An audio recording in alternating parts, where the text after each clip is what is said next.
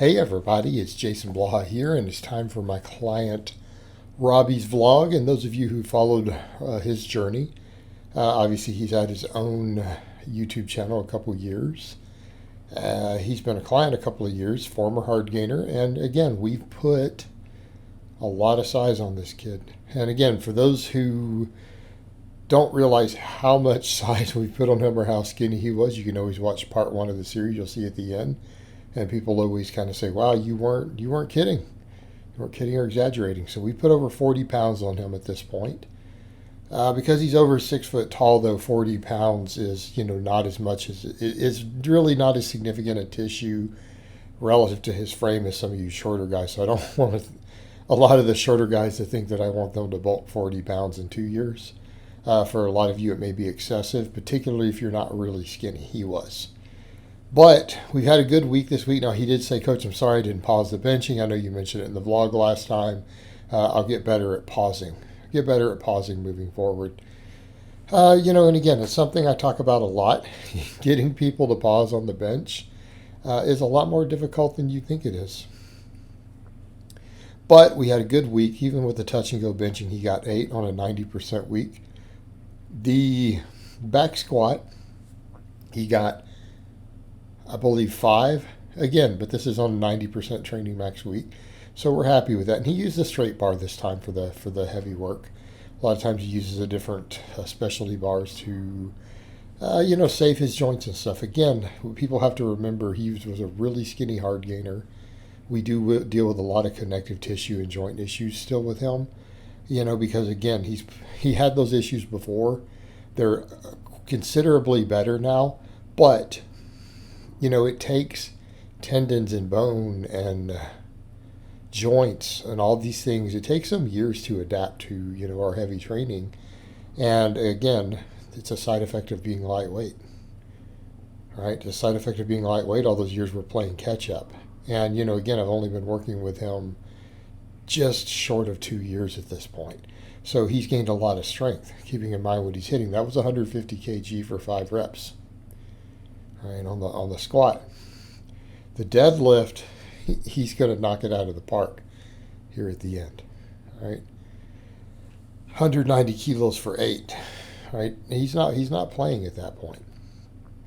We're getting to pretty respectable numbers, especially for someone with really only 2 years of real training. But afterwards for him, I let him use his specialty bars for other stuff. So for our supplemental work, on the squat day, we do 10s with the back squat, and he uses the camber bar for that. I have him do lunges. And he uses his safety bar for these. All right, great exercise. Great exercise.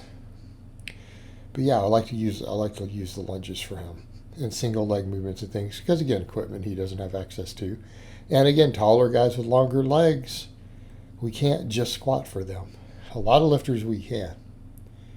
Not for longer leg lifters, right? Squatting alone isn't always going to get the job done. So this is what we do. We work this in, and then he does hanging leg raises. And as far as his other supplemental work, I don't have it memorized for the vlog, but you can see it on the spreadsheet for the bench day. But, we don't do large amounts of, upper body supplemental work for him. We really don't. It's just benching, pressing, pull-ups, occasionally some dumbbell presses, a lot of band press downs because his tendons really tend to need it. And these are spaced on different days. And sometimes, like when he's at home, he doesn't do the benching on the bench day. He'll do it on the press day because he likes to, a lot of times, go to a commercial gym on that day.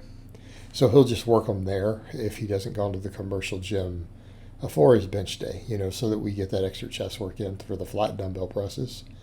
But again, for squat accessories, I like just doing other squatting. We like single leg exercises, hanging leg raises. All right, and the lunges have been easiest for him to do, so that's what we work with, just with his setup and everything at home. Overhead press day went pretty well. We got 7 reps. We got 7 reps with that training max. And I'd like for them to come to a complete stop on the chest. I'd like to see him pause a little longer, but these are actually pretty decent as far as the pause goes.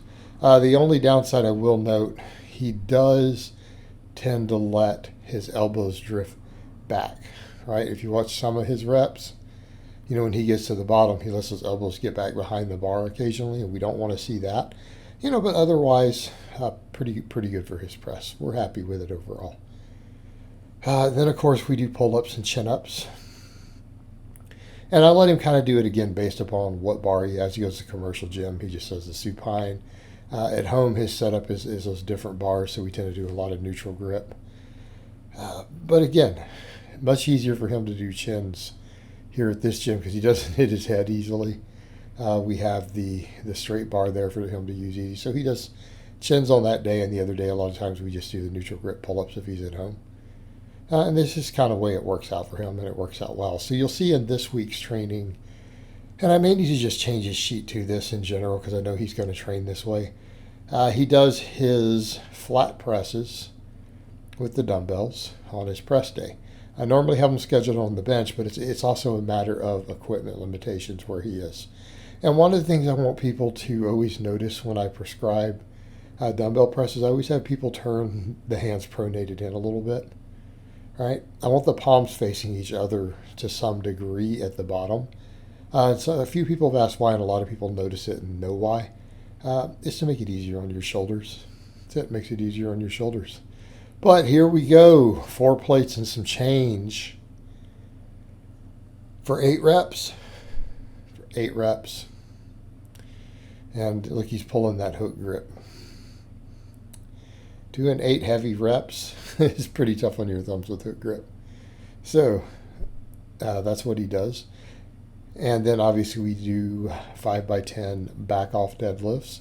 And then he does, because it's what he has access to and it meets our needs, we use the 45-degree hyperextension bench after that, which is a nice tool to have if you don't have other stuff available, right? And I don't prescribe it to everyone. I own one. I've only used it a few times ever, but I own one myself. Just a nice piece of equipment to have for some variation, right? And I like it for that. I like it for that personally.